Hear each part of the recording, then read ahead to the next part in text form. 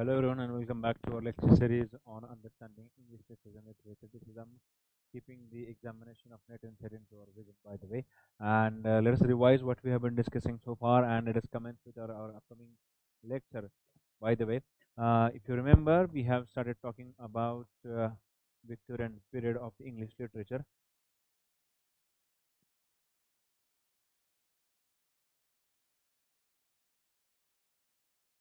and we are covering some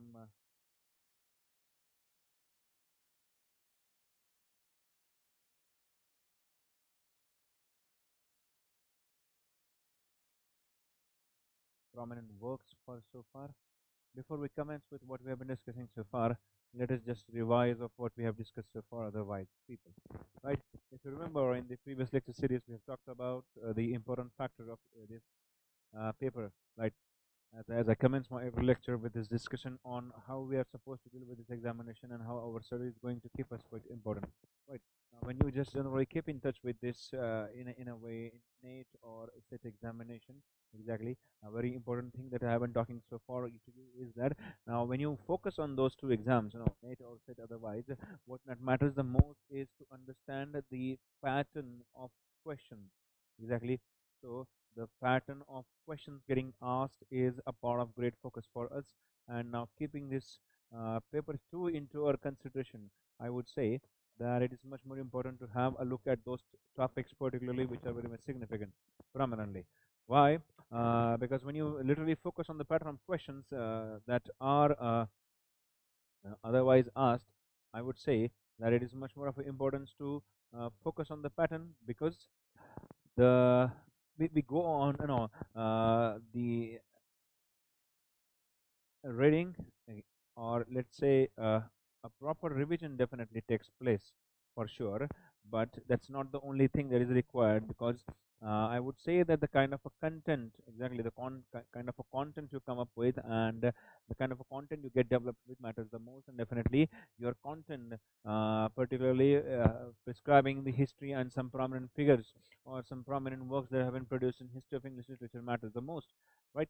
Now, keeping all those things into consideration, I think it's much more important to have a look at all those factors that play a kind of like a significant role in case of understanding the value of those topics and the kind of a question patterns that have been asked. Now, when you just try to test it in all way thoroughly, you realize that your overall study of this topic has helped you out. As I said, you have got the questions asked based on MCQ type, right? So you are provided with some options for sure, and now you realize that your study allows you, the kind of a content that you have been through allows you, exactly the revision and your comprehension of question pattern otherwise allows you to come up with your best kind of answers, exactly. And so, as I said, these base kinds of answers otherwise make us a kind of an assured person for this, right? Your correct answers only, in a way, are going to give you good marks, right? And now to talk about those correct answers, exactly as I said, this revision part, understanding the pattern of questions, and definitely the selection of content, that matters the most in case of understanding these two examinations very prominent, innate and set examination. Now, keeping in touch with the uh, English literature and history of English literature that we have been discussing so far, guys. For your information, we have talked so far about the Romantic period, exactly, and have discussed about the prominent figures from this Romantic period, exactly. And now, moving ahead, along with Romantic period, we have got a very interesting period in history of English literature, in which we find short stories, fiction, exactly, the part of fiction which got a kind of a great amount of fame, exactly. It was fiction, it was poetry, which got greatly emerged, exactly. And now when we try to have a background, exactly, when you just try to get through the background of this overall period very particularly, we need to make it in a separate way, that the historical, in a way, cultural, political, and social status is to be taken into consideration. When we talk about the historical background, that again remains one of the significant factor in case of understanding the role of this period. Exactly. Now, the topics that I have listed over when it comes to talk about this romantic period, very interestingly, people, this romantic period, the fiction and poetry which got a lot of amount of fame, and the kind of a major works that we will be highlighting for sure. Exactly. It's just about the major work, and so far, I would say it is much more of an importance to have a look at those periods, in an interesting way. जेव्हा जेव्हा आपण या परीक्षेच्या दृष्टीने याचा विचार करतो ना, तेव्हा तेव्हा त्यातल्या क्रोनॉलॉजिकल ऑर्डर्स लक्षात घेणं गरजेचं आहेच. पण हे जे एलिमेंट्स आहेत that I have listed down again, that I was talking about, that these elements play a kind of a crucial role, because whenever you talk about a particular period in a way, otherwise that period is shaped by various angles. Exactly. And I would say that these are the main angles: the cultural, political, social, and historical background. Exactly. So when you say we are going to check the entire background of this study, exactly, it allows you to realize why something has taken place, and when you state that something has taken place otherwise, how this something has otherwise helped you to go through this. Exactly. So this background, in a way, historical, social, political, and cultural background matters the most. Now, looking at this period, Victorian period particularly, industrial revolution has got expanded a lot. Exactly. What is another important factor of this period is that the British Empire had got expanded along with industrial revolution.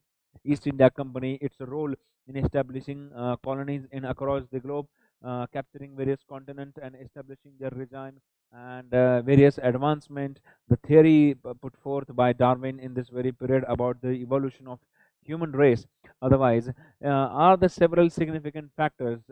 This period very particularly is known as a Victorian period because since it is measured since the time when Queen Victoria came into throne and she started ruling actually. Now, also the democratic values that got involved are the several factors that shape not just the lifestyle, but the entire literature that got produced in this period. So, people, it is much more important to have a look at those elements also, and I hope you must have been through the background of this period, right? So we have talked about Bronte sisters and their greatest amount of contribution in history of English literature in case of understanding the fiction and poetry of the Victorian period, people.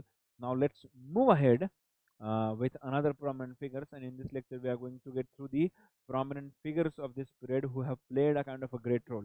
Now again, don't forget the vision that we have been going with preparing for dealing with this content, that the NET and SET exams, exactly, and without failing the question question paper pattern, people, for sure. Exactly, this question paper pattern plays an interesting role in case of developing our content. Exactly. So that also remains a significant factor otherwise. Fine.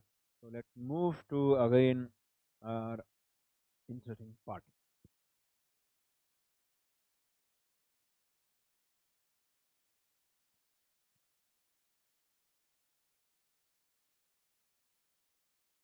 You talked about Emily Bronte, who's known as Elizabeth. She was born in. This is all about her, The Bride and Lamb, then Wuthering Heights. Uh, Again, her famous novels. Exactly. Uh, you talked about it in detail way. Otherwise, how Wuthering Heights has become a kind of a great novel. Then Anna Bronte, exactly. Acton Bell. She wrote Anne's Grave, which has a famous quote, "And now I think I have said sufficient." Exactly. She also wrote The Tenant of Wildfell Hall. Again, one of the interesting and important novel. Moving ahead, we have got the remarkable figure of this period, Walter Pater, who plays a kind of a in a way, such a kind of a mega role he has played in Victorian period, and the kind of a fiction that he has produced so far. So let's go and try to understand about Sir Walter Horatio Pater. He was an English ACS, literary and art and critic and fiction writer particularly. Moving on, his work, in a way, the work on Renaissance subjects were popular but controversial, and they reflected his lost belief in Christianity very particularly. As a schoolboy, initially, he read John Ruskin's Modern Painters, which inspired him the lifelong attraction to study the art, and in a way, it gave him the test for a well-crafted prose otherwise. So he went John Ruskin's Modern Painters. He belonged to aesthetic movement, particularly. Oscar Wilde paid a tribute to him in his critic as an artist, an essay that he published in 1891. His Renaissance is parked as a wonderful new volume in Wharton's 1920s novel, The Age of Innocence, which was set in 1870s very particularly. Now, talking about Walter Pater, he is referred to, in W. Somerset Maugham's of Human Bondage at the end of chapter 41. Again, a very prominent story writer, Somerset Maugham, who plays a kind of a very significant role in case of understanding his writing. Now, in 1869, talking about his contribution in English literature, the Fortnight Review got printed his essays on Leonardo da Vinci, Sandro Botticelli, and Michelangelo, the prominent figures. The last three, with other similar pieces, were collected in his studies in the history of Renaissance, which renamed in the second and later editions as the Renaissance Studies in Art and Poetry. George Eliot, keep in mind, George Eliot condemned the Renaissance as a quite poisonous in its false principles of criticisms and false conception of life. That was the comment that was made by George Eliot. In 1889, Peter published Appreciations with an essay on style. No, it was a collection of previously printed essays on literature. He had met John Keville in 1855 and became interested in Oxford movement. Again, another important Irish figure is W.B. Yeats, who insisted Peter's writings are permanent in our literature because of their revolutionary importance, was a comment made by W.B. Yeats.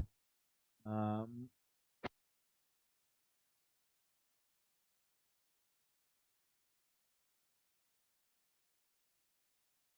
Sorry. Moving ahead, the term hedonistic aesthetism is related to Walter Pater. If you have a question, the hedonistic aesthetism is a term related to which Victorian author, then it should be opted as Walter Pater.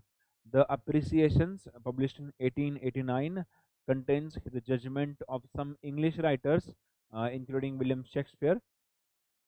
Then Plato and Platonism is a series of lectures which he represented about the aesthetics who had withdrawn from the ordinary world and looked forward to do nothing. Now let us talk about his important work that play a kind of Victorian role, a very prominent role in Victorian period. Otherwise, the Renaissance, which got published in 1873, Marius the Epicurean, is a sensations and ideas.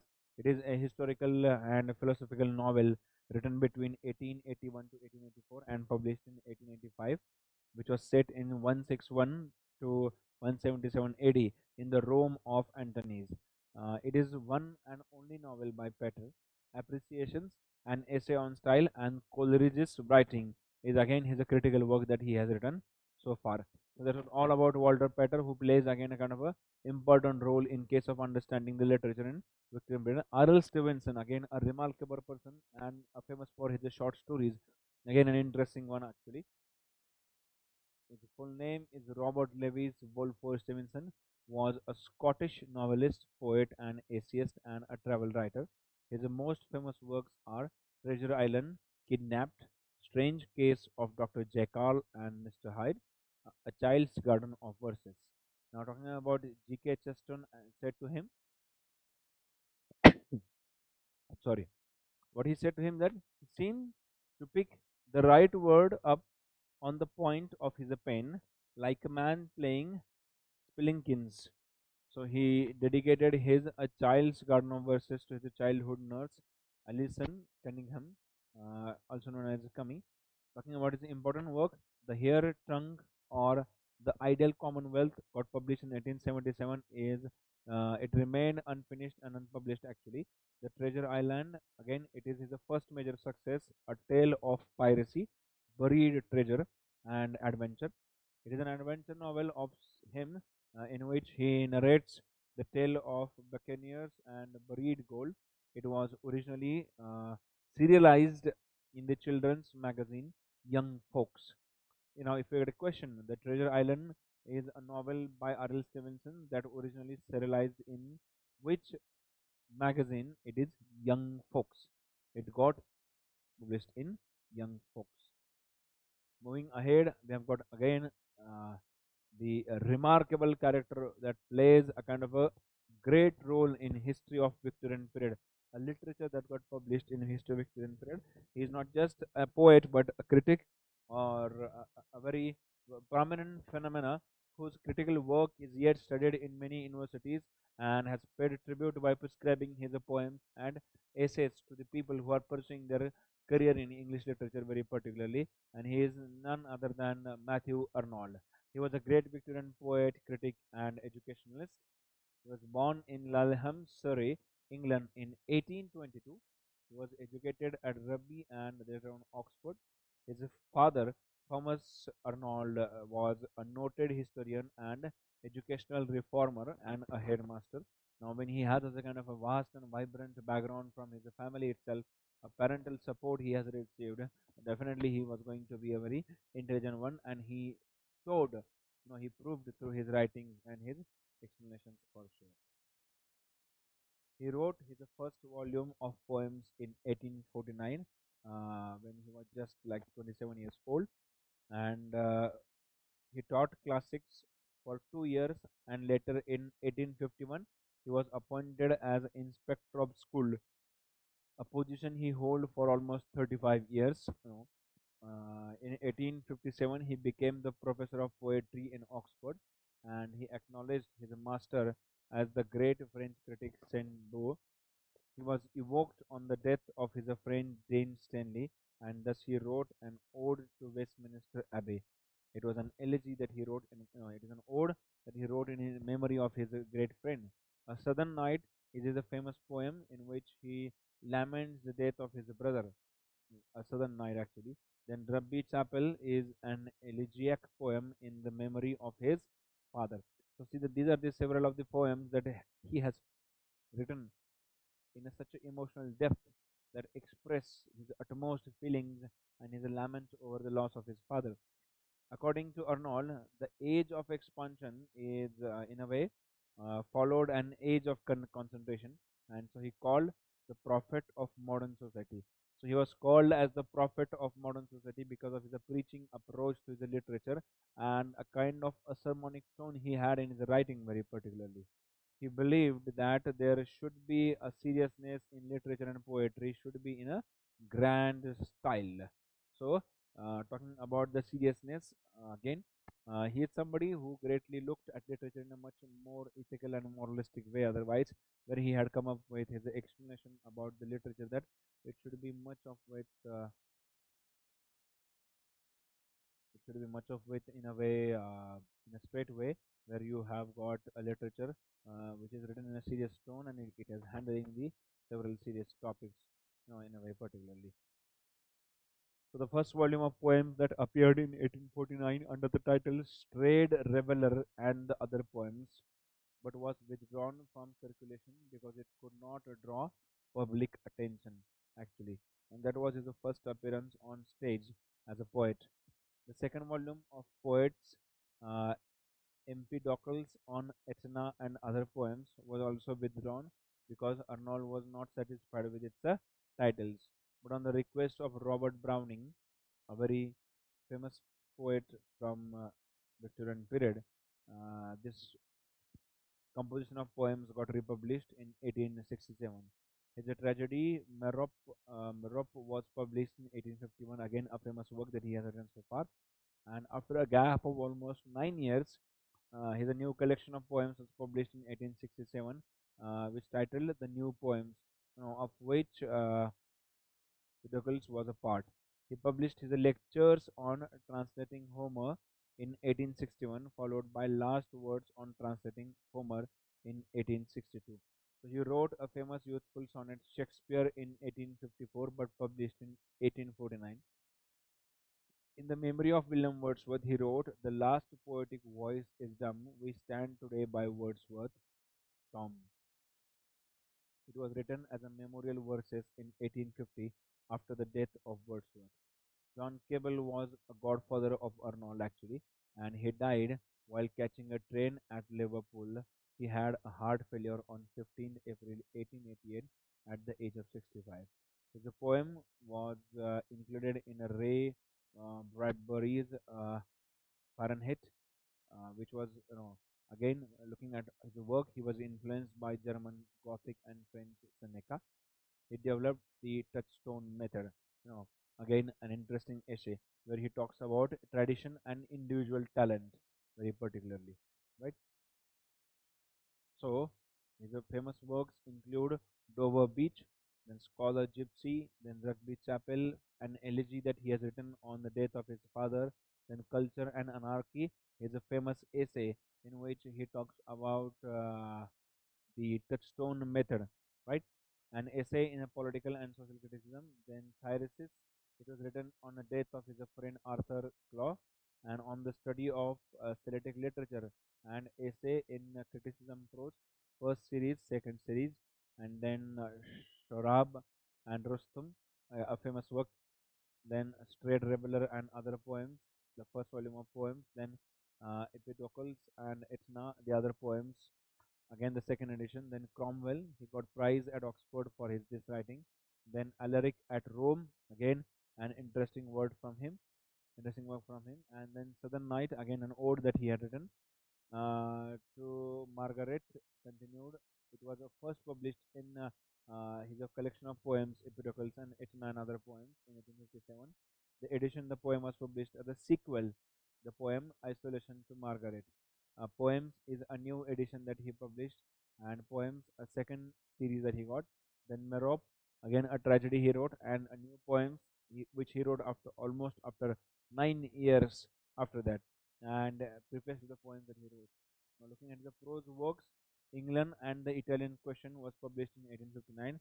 Then, on translating, three lectures given at Oxford, and then the modern element in literature and dogma, an essay towards better apprehension of the Bible, particularly.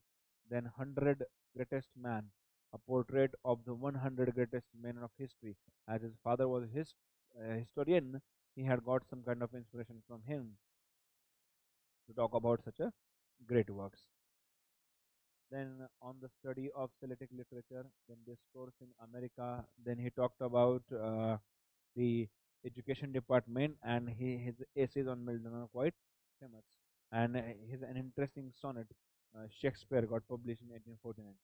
Now talk about the Margaret, continued, opening and ending lines. Yes, in the seas of life inside, with the echoing straits between us thrown, and bade betwixt their shores to be the unplumbed salt, a stranging sea. Such as the wonderful lines that we find him, portraying over here in the poem, from the Margaret.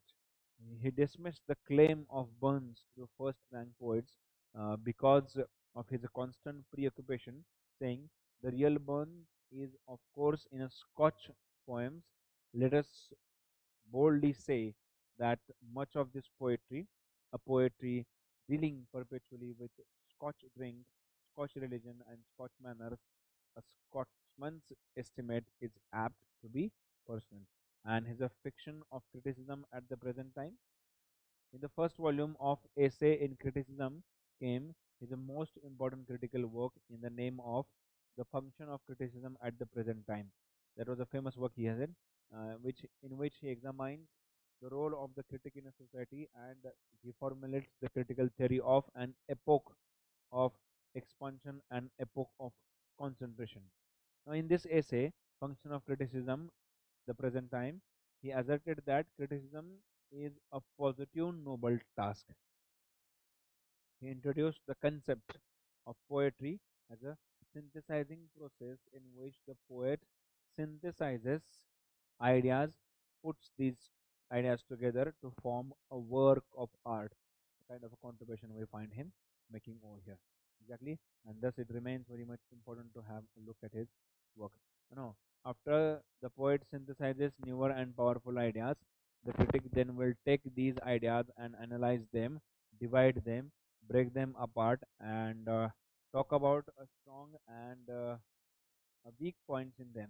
So it is a continual process of analyzing and synthesizing otherwise, according to him.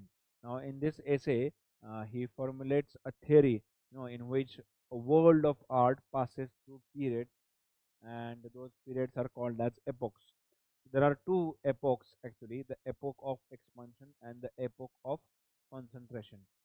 He defined the epoch of expansion as a period in time in which the poets come up with the new ideas that are very rare. No, he believes that only artistic world would pass through these two epochs, the epoch of expansion and epoch of concentration. You know, According to him, the epoch of expansion was something that was seen in the two very important periods. The first epoch of expansion is very clean Athens, in which the greatest voices and works of Aeschylus and Sophocles and Euripides existed, and the second epoch of expansion is Elizabethan England.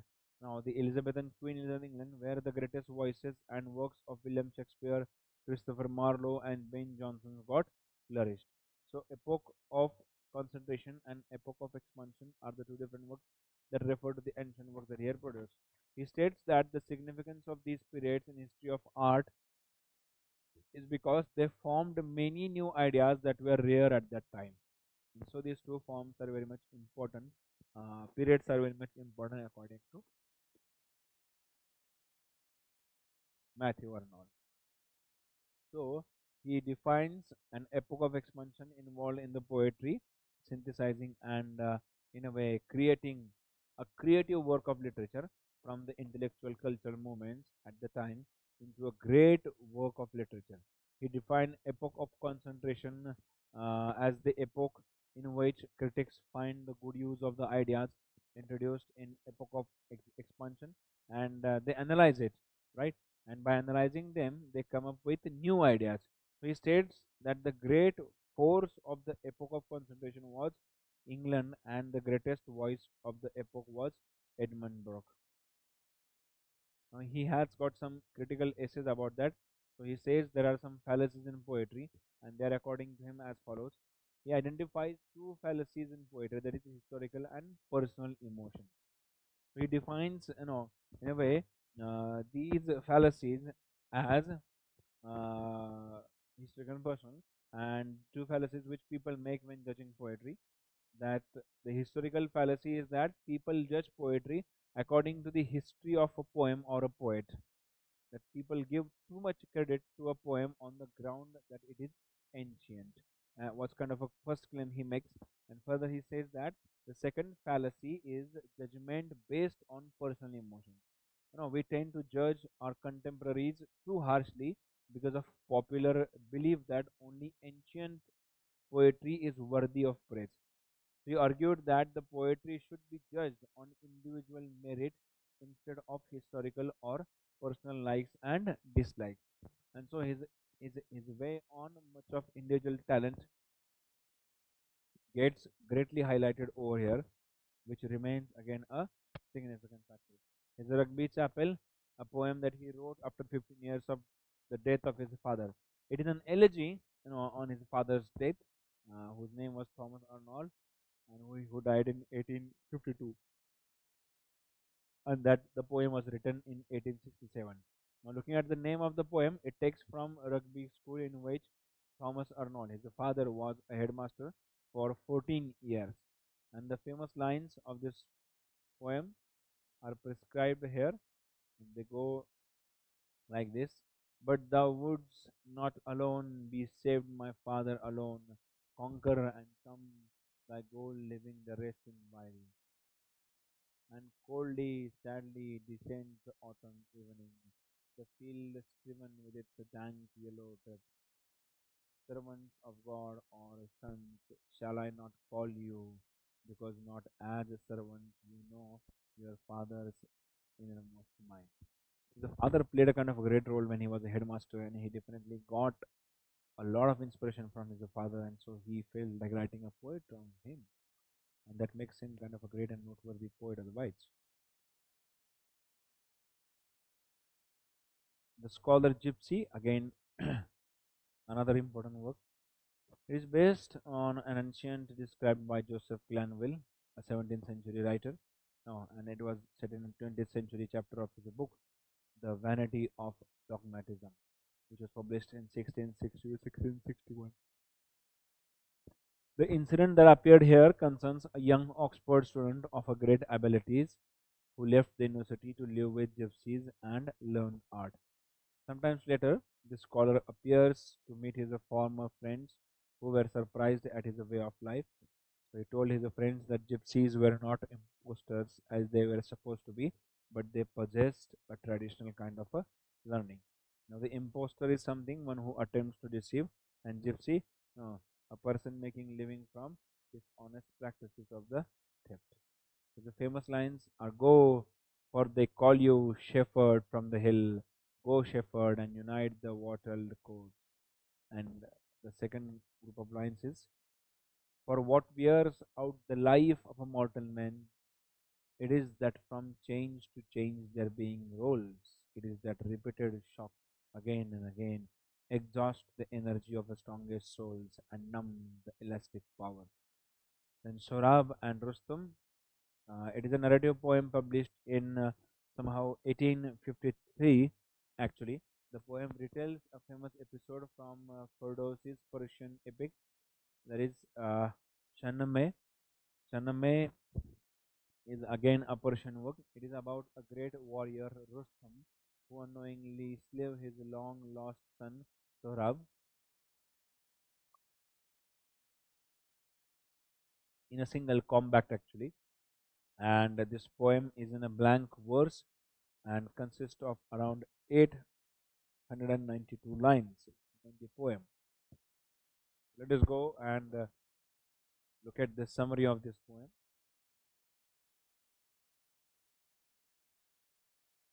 Sohrab was an illegitimate son of Rustam, who is a war hero. As a young man, Sohrab became a respected warrior himself. First time, father and son met in the battle, but both agreed to walk away peacefully.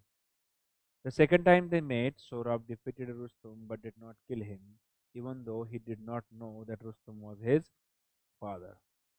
But in the third meeting, Rustum was victorious and killed Sohrab while nobody knows about their relationship to each other. While dying, Sohrab warns the killer to beware of his father Rustum's vengeance. On hearing these words, Rustum realized what he had done and fell into death like a trance, like he was quite almost unconscious.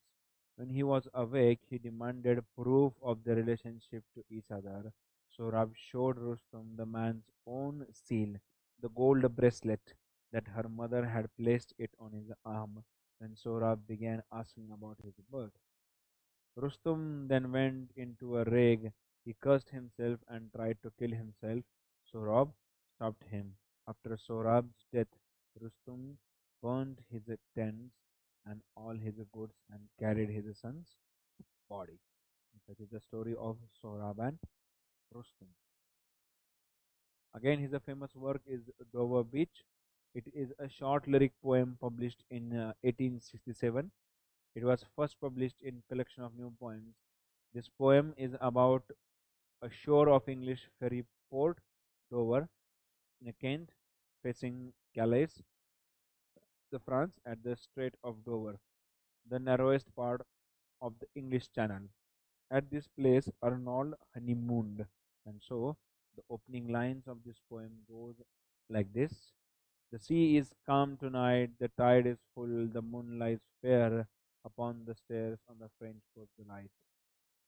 In Fahrenheit 451, author Ray Bradbury imposed his protagonist Guy Montag to read part of Dover Beach to his wife Mildred and her friends to show them what literature is about and why books should not be burnt.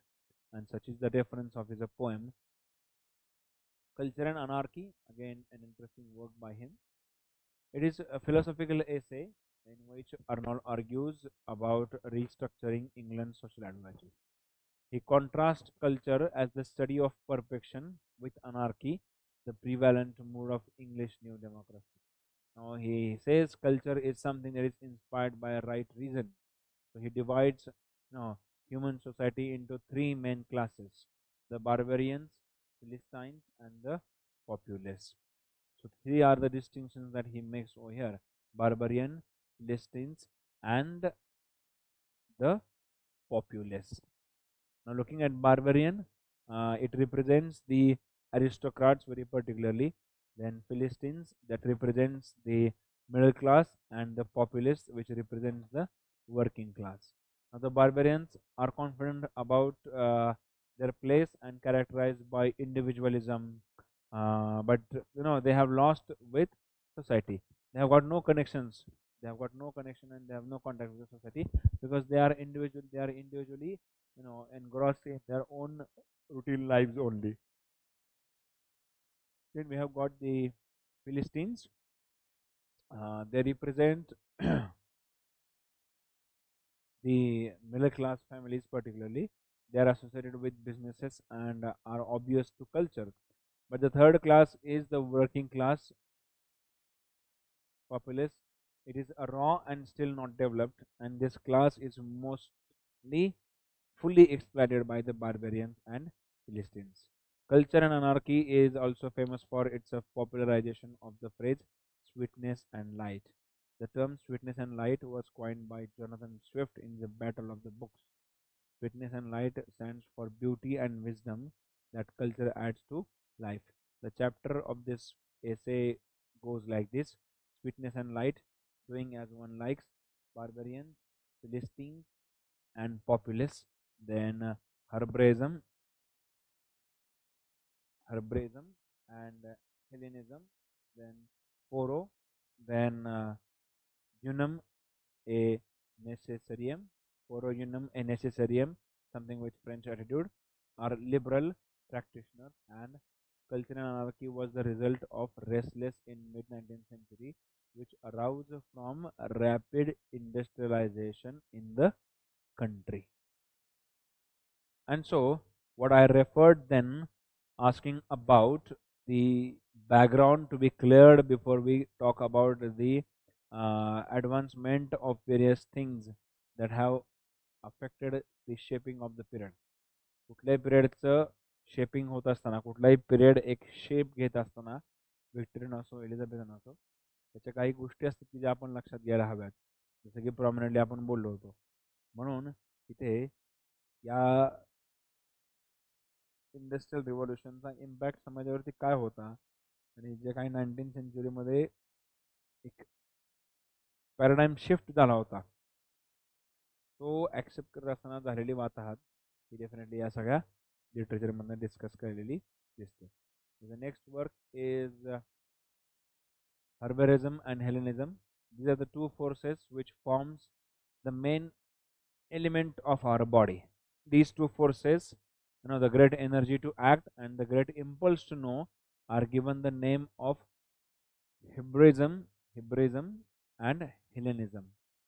The main idea of Hellenism is to see things as they really are, while Hebraism is conduct and obedience.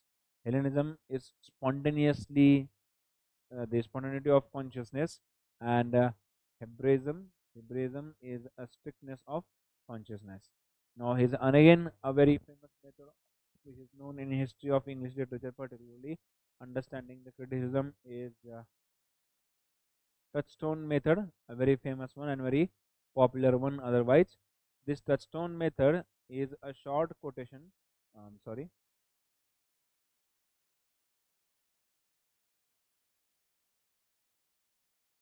Hmm.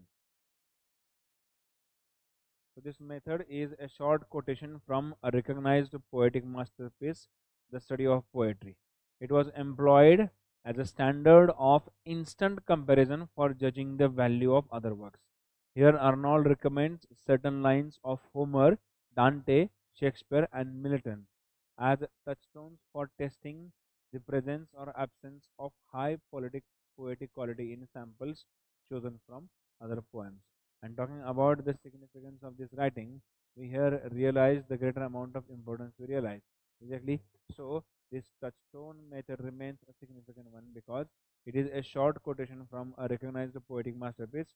The study of poetry got published in 1880. Now we find him labelizing that certain lines of Homer, Dante, Shakespeare, and Milton. So these are the prominent figures that he highlights here. One is Homer, the other is Dante, the third one is Shakespeare, exactly, and the last one is John Milton. So he wants the newcomers to focus on the writings and the fabulous examples of these people. They work as a touchstone for testing the presence of or absence of high politic quality. Exactly. So somewhere he wants them compare their work with the work of those prominent figures who play a kind of a great role, and so the perfection can be achieved according to him. And so it remains important. Now the comparison and analysis are the two primary tools for judging the individual poets according to him. And this method, Chaucer, Dryden, Pope, and Shelley fall short of the best because they lack high seriousness. And this is the method that he follows. So his ideal poets are Homer and Sophocles in the ancient, while Dante, Milton, Worth, and Wordsworth among the modern. He also says that even Shakespeare thinks too much of expression and too little of conception, and that we notice in his essay, the touchstone method he has put forth. No, he puts Wordsworth in a front rank not for his poetry but for his criticism of life, right? And he writes further, Arnold, in order to judge a poet, the work properly, a critic should compare it to passage taken from work of great masters of poetry, and that these passages should apply they should be applied as a touchstone to other poetry. He said that a single line or selected quotation will serve the purpose. When you pick up even a single line from the masters, from the master works of the great poets or the fiction writers, even those simple things will be those smallest things like a line or a quotation will be sufficient to prove this. Arnold's touchstone passages are like this: Helen's word about her wounded brother, Zeus addressing the horses of Peleus, suppliant Achilles' words to Priam, then from Dante, Ugolino's brave words to Virgil, Henry IV, Part 2, Henry's uh, expostulation with sleep, will thou upon thy high and giddy must, and from Hamlet, Act 4, Scene 2, absent thee from felicity a while, and from Milton's Paradise Lost, Book 1, care sat on his faded cheek, and what is else not be overcome.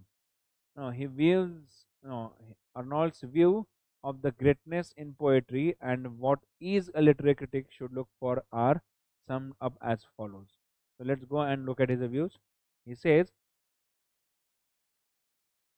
it is important, therefore, to hold fast to this that poetry is at the bottom of criticism of life, that the greatness of a poet lies in his powerful and beautiful application of ideas to the life, to the question how to live. And canon, it is a specific term given to works of classical legends like Shakespeare and Wordsworth in Touchstone Method. The further work is Thyrsis. Now, this poem is an elegy on the death of his friend Arthur Hugh Clough. It was first published in Macmillan's magazine in 1866. Clough, in this poem, is portrayed as the Thyrsis, a shepherd poet, and Arthur Hugh Clough was died in 1861 particularly. Thyrsis was shepherd in Virgil's seventh Eclogue. Now, essay in criticism, it has a three phases in Arnold's literary criticism. The phase one, which includes the preface to the poem, it is considered to be his manifesto. Then on translating Homer, Essay in Criticism and on the Study Celtic Literature. Now is a phase two. Arnold is involved in the religious, political, social, and educational issues of the time for more than a decade, and it includes culture and anarchy, St. Paul and the Protestantism, literature and dogma, and God and the Bible. Now, in phase three, this is he is a freed from religious, social, and political controversies. In this phase, he wrote Essay in Criticism 2 series. So this is about his critical works that he has produced so far, and this was all about the greatest of all time, Matthew Arnold, through his essay Culture and Anarchy and his famous works and elegies, has decorated the literature of Victorian period, and thus his contribution remains uh, exceptional and quite noteworthy otherwise. And so he remains one of the prominent figures in case of understanding the literature that he has produced so far. Right. Moving ahead, before we move ahead, uh, let us take a break for 5 minutes and come back.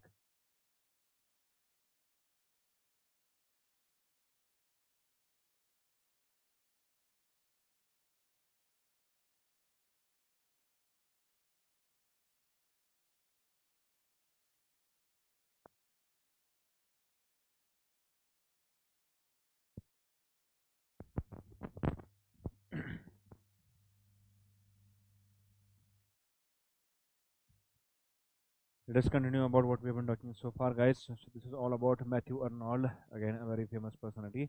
Let's move ahead with again an interesting figure we have so far.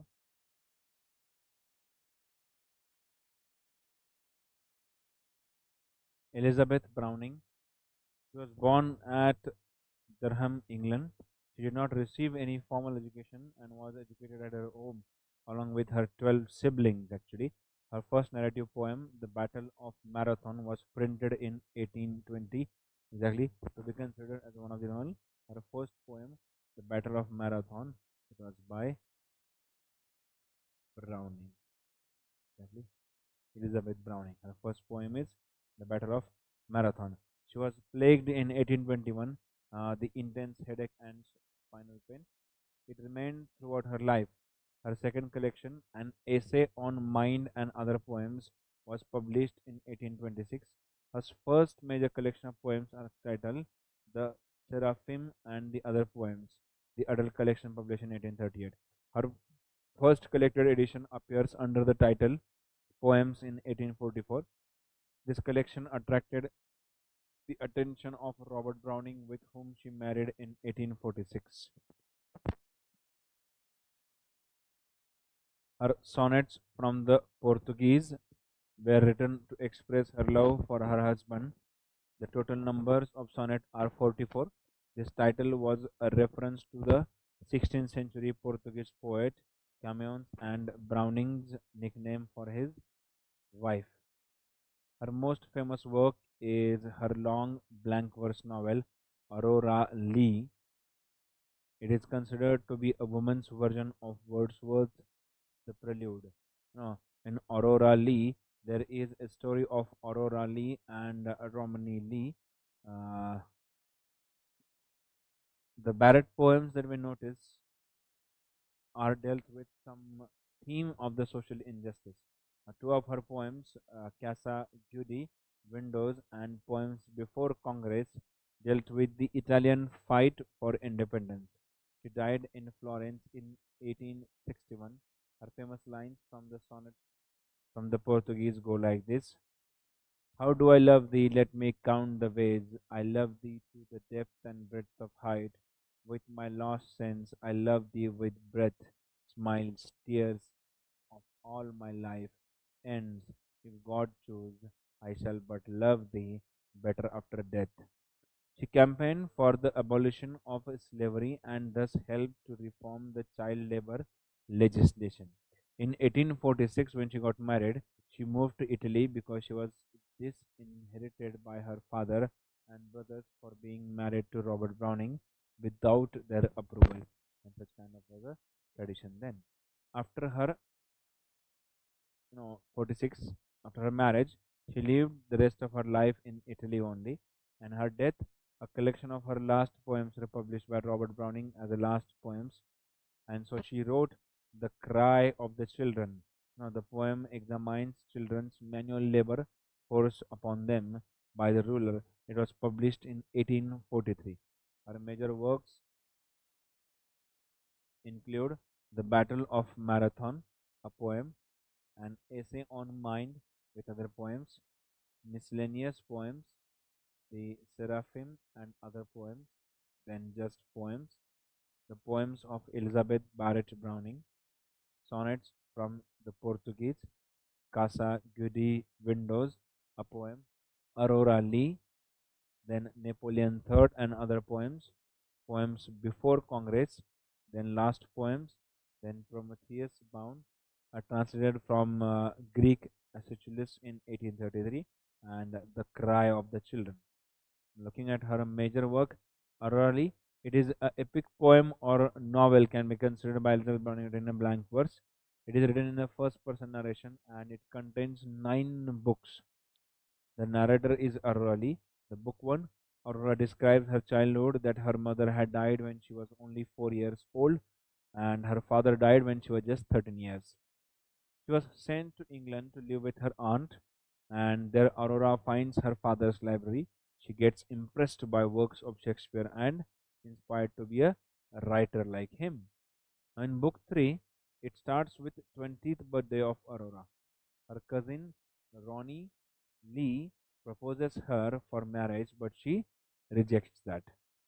Her aunt dies, and Rumi attempted to give money to Aurora for her living, but she rejected and decides to go to London to make her living as a poet. Now, in book 3, it opens with Aurora in London writing poems for magazines to earn her living otherwise, and she is not satisfied by her writing, and so she got frustrated.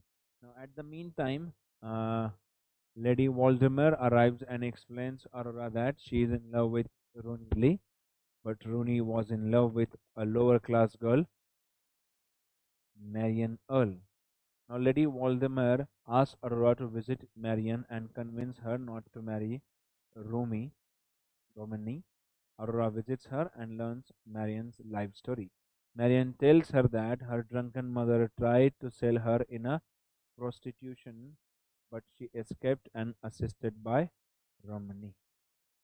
Now, in book 4, it continues with Marian telling the story to Aurora that Romani has proposed her and she accepts it. And she explains Aurora that she will be a devoted wife to Romani. While Romani and Marian were to be married on a particular day, Marian sends a letter to Romani that explains she is not good enough for Romani. Romani is devastated and in search for Marian but could not. Till now, Aurora has not got success in her writing. Now, in book 5, Aurora makes further attempts to write but she cries for inspiration. She learns that Romani Lee has married Lady Waldemar. In search of inspiration for writing, she plans to travel to Italy and to get some money, she sold her unfinished manuscript. The book 6 goes with while in the way to Italy, she stops in a France where she caught a glimpse of Marian at Paris. Although Marian vanishes in the crowd, but Aurora finally finds her carrying a child. Aurora reproaches Marian for being unfaithful to Romani, but Marian reveals that she was raped and left pregnant. She further explained that how Lady Waldemar convinced her that Romani does not love her, and she was sent to France and was left in a brothel where she was raped. In book 7, Aurora apologizes Marian after hearing her dreadful story and decides to protect Marian and her son to take them Italy. In Italy also she could not find any inspiration for writing. Now in book 8, several years passed in Florence where Aurora, Marian and her boy living together. Romani Lee gets information about Marian and arrives there. He reveals that He never married to Lady Waldemar. He explained Aurora that he read her manuscript and found it worthy. Romani handed over a letter to Aurora saying it was sent by Lady Waldemar. Aurora reads the letter and learns that it was Lady Waldemar planned to remove Marian from Romney's wife, but plan could not succeed as Romney did not love her. He finds that Romney was in love with Aurora, though Lady Waldemar's later. Romney plans to marry Marian and take her child as his own, but Marian refuses and leaves. Aurora and Romney left alone where Aurora confesses her love for Romney. Aurora realizes that by loving Romney, she will be able to find muses for her writing. The poem ends with Romney and Aurora in loving embrace, and that's how it ends. And such a masterpiece by Elizabeth Browning that has got some kind of a fantastic storyline, and it is went into almost 9 books actually. After Elizabeth Browning, we have got a very interesting figure from Victorian period is Lord Alfred Tennyson. He was born in Lincolnshire, Lincolnshire, England in 1809. He was fourth of the 8 children of George and Elizabeth Tennyson. Lord Alfred George Tennyson. Tennyson's father had a family history of mental illness, so Tennyson studied at Trinity College, Cambridge. There he developed intense friendship with Arthur Henry Hallam. Tennyson and Hallam were a part of the literary group called Apostles in 1830, and this remains an important part for us. His friend Tennyson and Hallam were part of the literary group called Apostles in 1830. Now, keeping the NET and SET exam, this part remains very much interesting for us to keep in mind. Exactly, the group, the literary group in which Tennyson and his friend were part were called as Apostles. He was the poet laureate of England from 1850 after the death of Wordsworth up to his death in 1892, and such was a long period of time. And he became poet laureate after Samuel Rogers refused this post. At Cambridge, he wrote first volume of poetry, Poems by Two Brothers, and he won the gold medal for Timbuktu, a poem, no, a poem chiefly lyrical, appeared in 1830. That was the first poem, poetry, Poems by Two Brothers, and he won the Lord Alfred Tennyson won the gold medal for Timbuktu. Timbuktu. His father died in 1831 and he left the university without degree. When Tennyson's friend Arthur Henry Hallam died suddenly in 1833, Tennyson did not publish anything for next 10 years. Hallam was engaged to his sister Emily Tennyson. He started writing In Memoriam on the death of his friend and it was published in 1850. In Memoriam is a poem that brought Tennyson in the notice of Queen Victoria, and she met him 2 times. He was made poet laureate after publication of In Memoriam in 1850. He married with Emily Selwood in 1850. In 1884, he accepted a peerage and became Alfred Lord Tennyson. Tennyson is the most sensitive to the conflict between the old and the new. Maud and Other Poems is his first laureate poem, and it includes Ode on the Death of Duke of Wellington and Charge of the Light Brigade. He died in Holsmere on 6th October 1892 and was buried in Westminster Abbey. Now, year 1850 is called Annus Mirabilis for Tennyson because in this year 3 events took place.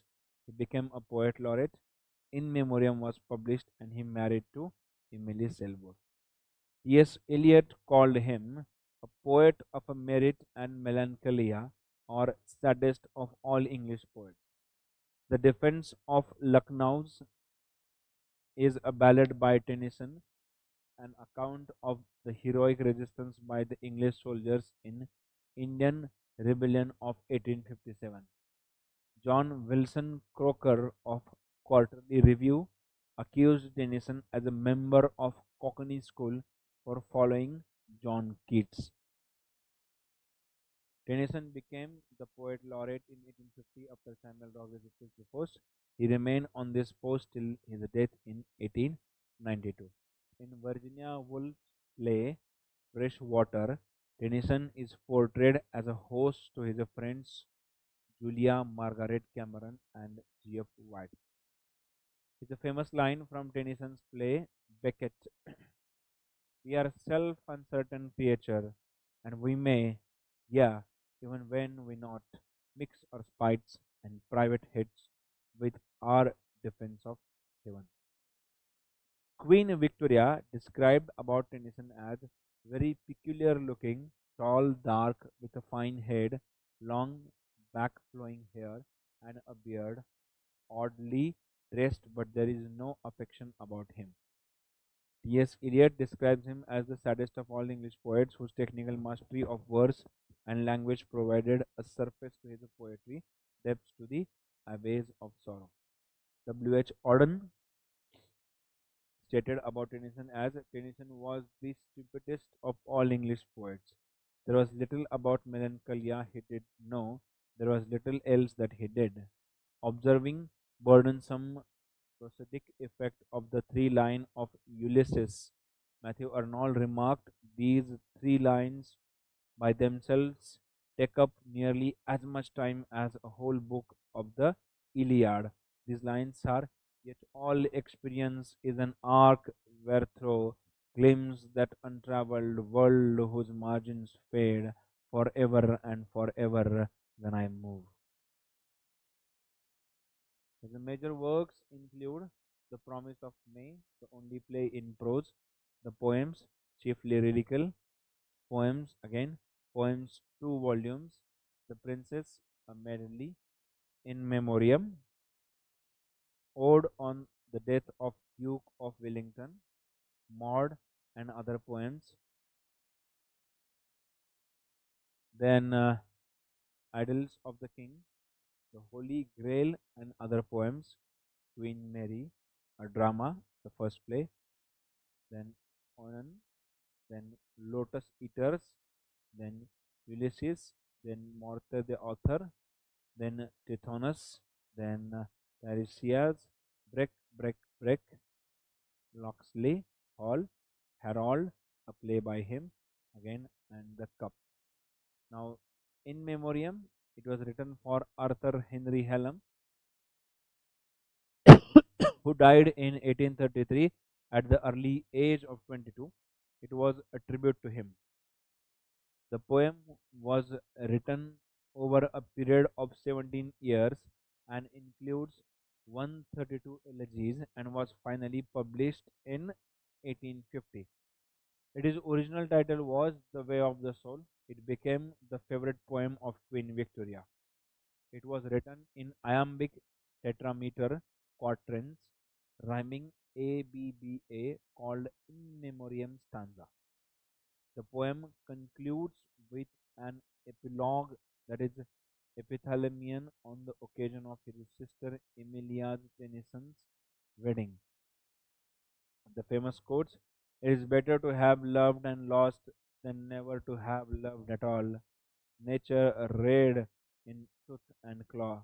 After reading these poems after the death of Prince Albert, Queen Victoria was impressed and expressed her views about it as what a comfort it had been.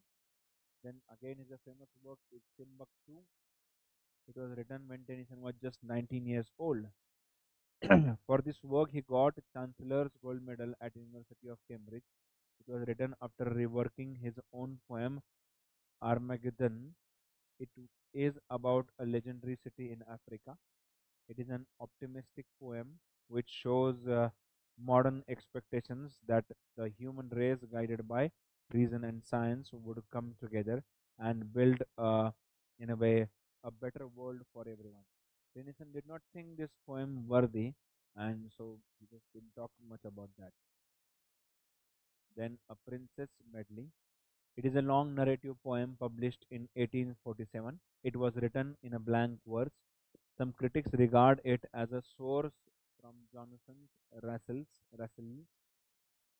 Samuel Johnson's Rasilias. The poet considers this poem as a medley, as it is a mixture of serious and comic, the medieval and modern, of a realism and romance and fantasy. The famous line of this poem is, "The woman is so hard upon woman." It is a strange poem which is a tale of knights and ladies set in a modern times. The prologue of this poem introduces a group of seven friends who are chatting with some ladies and thus forming seven sections. The theme of the poem is the place, the character, and the education of a woman. The greatest beauty of the poem lies in its song. Then, Idylls of the King, published in 1859. It contains a series of 12 connected poems.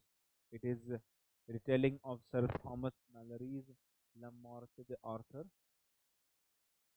First fragment is The Passing of Arthur, was published in 1842, and the other 11 stories were all added woman, around King Arthur and his round table. It is a story of a bright hope, followed by, in a way, followed by growing disillusionment with its chief characters, Arthur, Guinevere, and Lancelot and Elaine. The two shorter Arthurian poems, Sir Galahad and Lancelot and Guinevere, were the same volume with Morte Arthur. The 1859 edition contained only four of the 12 idylls: Enid, Merlin and Vivian, Lancelot and Elaine and Guinevere. But in the later edition, eight more idylls were added: The Coming of Arthur, then Gareth and Lynn, then Geriant, then Balin and Balan, the Holy Grail, Pelias and Aether, then the last tournament, the passing of Arthur. This represents the last battle of and end of Arthur's early life. In this poem, Queen of Arthur was having affair with Lancelot. This poem was dedicated to Prince Albert. And famous quotes from this poem are, "The old order changed, yielding plate to new, and gold fulfills himself in a many ways. Lost one good custom should corrupt the world." The passing of Arthur. He make no friend who never made a foe, and faith unfaithful kept him falsely true.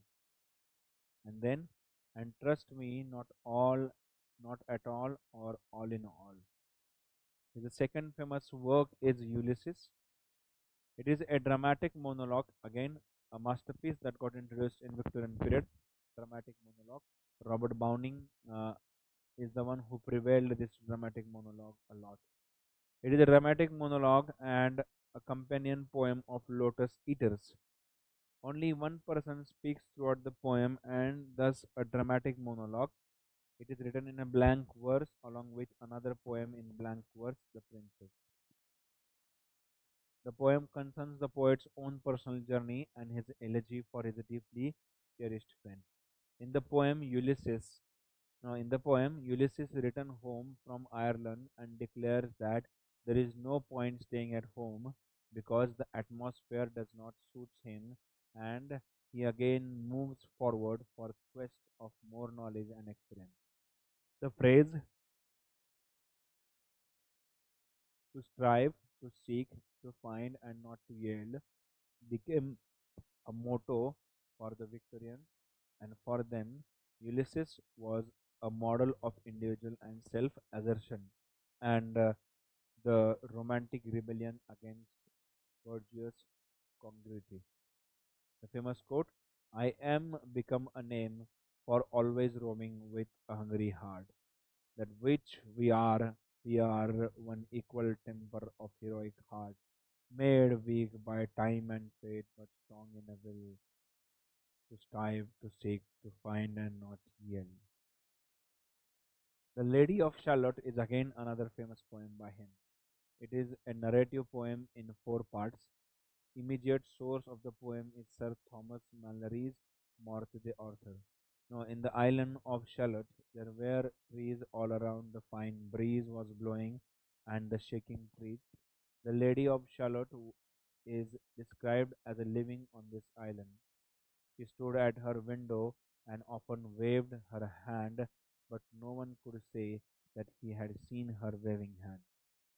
The reapers who went out in the early morning could hear the notes of a cheerful song, probably sung by Lady of Shalott, and by noon, when grew tired of their work, they again heard faint notes of Lady of Shalott. In this poem, there is a use of alliteration, four grey ball and four grey tours, and only reapers reaping early.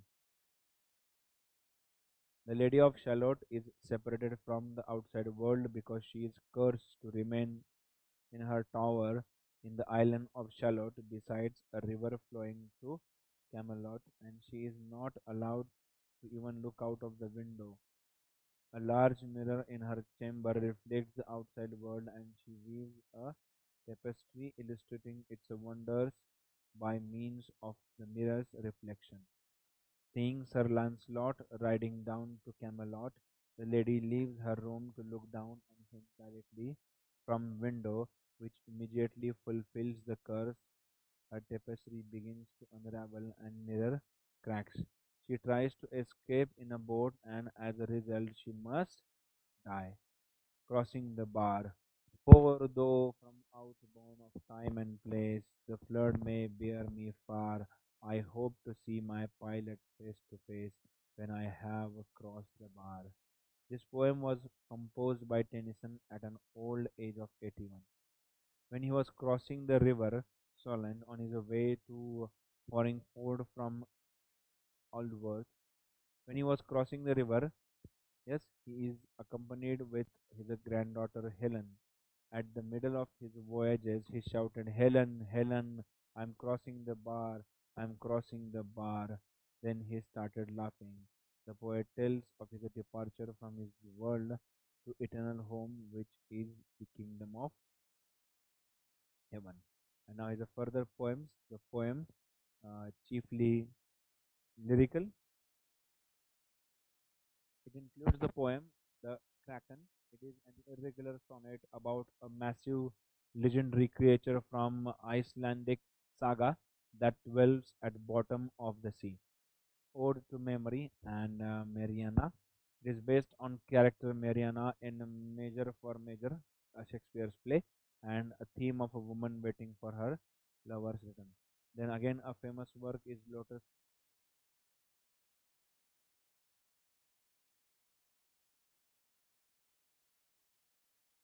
Eaters. It is a dramatic monologue on Ulysses. It was inspired by his trip to Spain, where he and Arthur Hallam visited Pyrenees Mountains. The source of the poem is Homer's Odyssey, Book 11. The poem, describes a group of mariners who, upon eating the lotus eater, are put into an agitated state and isolated from the outside world. Rather, the mariners are on the verge of the death. They argue that the death is completion of life. The poem is written in 17, in a Spencerian stanza having the rhyme scheme of A B A B B C B C C. Half of the poem is in a dramatic monologue, while half is narrated by chorus. Then his another work is Morte d'Arthur. In 1833, Tennyson proposed to write an epic about King Arthur, and by 1838, he completed one of the 12 books entitled Morte d'Arthur, which chronicled the king's death. In 42, he published this single book. The epic, which consists of 51 lines, preceded Morte d'Arthur and 30 lines followed it. This provides a modern context for Arthurian thought by casting it as a manuscript read aloud by a poet to three of his friends following their Christmas evening. After Tennyson completed all 12 books of Idylls of the King in 1869, He described this framing poem and retitled it as a Passing of Arthur. Then his famous work is Tithonus. It is a dramatic monologue based on Greek mythology. It was a companion poem of Ulysses. This poem first appeared in Feb edition of the Cornhill magazine in 1860. Tithonus was once a beautiful man who was chosen by Aurora, the goddess of dawn, as her lover. She granted him immortality but not youth. Tithonus appeals to Aurora to take back the gift of immortality. He realizes the danger in not belonging to the rest of the humanity. This poem was on one in set of four works that Tennyson wrote shortly after Arthur Hallam's death in 1833. The other three were Morte de Arthur, Tiresias, and Ulysses. Maud and other poems. It is the first collection of poems by Tennyson after he became poet laureate in 1850. It was published in 1855. It is a monodrama, particularly, and this includes other poems such as The Charge of the Light and Brigade. This was regarded as a disgrace to society and it was banned for 8.5 years. The first part of the poem deals with funeral of the protagonist's father. At first, the narrator is antagonist towards Maud and is unsure about whether she is teasing him. The narrator feels that Maud is unfit to be a wife, and later the narrator falls in love with Maud. Then Maud's brother forbids her to contract the narrator, and that's how this ends over here. So, guys, this was all about a very famous personality from Victorian period, a very famous one actually, and his work remains very noteworthy. Why he is famous for his writing is definitely we know, but apart from that, his work is also prescribed in many great studies. Otherwise, I think you must also have come across the very famous poems. Ulysses, then Lotus Eaters, then Lady of Shalott are the famous poems that are prescribed to the UG and PG students for their studies when they talk about the Victorian period, literature from Victorian period very particularly, right? So on this note, let us conclude our today's lecture. By the way, we started talking about history of English literature, very particularly focusing on some prominent works, and so we tried to understand the pattern of questions, then the readings that we are supposed to go through or revision we are supposed to go through, and we also talked about the content that we are supposed to keep in mind, highlighting the paper two. And then we moved to the next page talking about Victorian period, which is famous for its fiction and poetry, and we try to understand the historical background or the shaping of this period in English. Fine. So that's all about our today's lecture. Let's meet in our upcoming lecture talking about the further prominent figures from Victorian period, beginning with Thomas Carlyle, who remains again a very remarkable and famous personality from Victorian period. That's all for today's discussion. Let's meet again in our upcoming lecture talking about something new, something interesting. Till then, a very fantastic day ahead. Thank you.